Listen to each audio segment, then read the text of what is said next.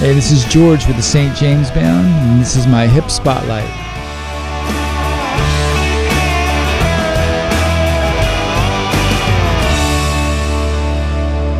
Well, throughout the years, I got to tell you that I just being at the mercy of like a singer or other players, I just came to a point where I was like, I have to sing. I have to be able to front. I have to be able to just, support myself and not be dependent on somebody else in a band.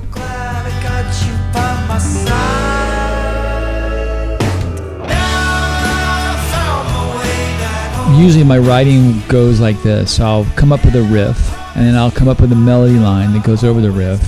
I'll work it out at home or in here, and then when the time is right, I'll bring a rhythm section in, and we'll work it out live.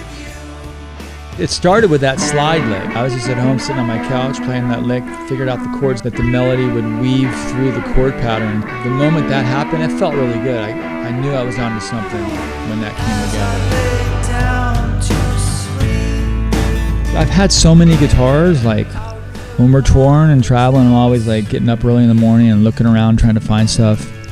Kind of learned not to be emotional over guitars, but I have one guitar that I've had for like 30 years that my daughter carved her name in the back of it, so I've had that. I can't let go of that. She'll end up with that.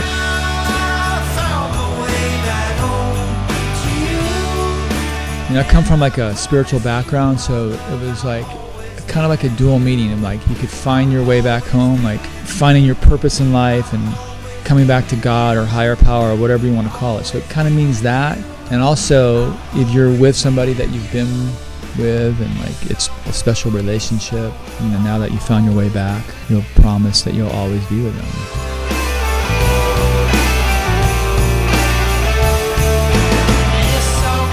I met a younger couple at Starbucks, and the husband was an actor and the wife was a producer, and they liked the song and we were talking about the idea. So I just figured I would go along and kind of script it to the lyrics. As I lay down to sleep, I think of all the fun we had, and I kind of just was like, okay, we're gonna have an older couple. The male on the couple might be coming to the end of his life, or something's going on with him, and he's reflecting back, and he's with the same woman he's been with the whole time. Well, we had a treatment, but then there was a lot of shots that just came out of nowhere.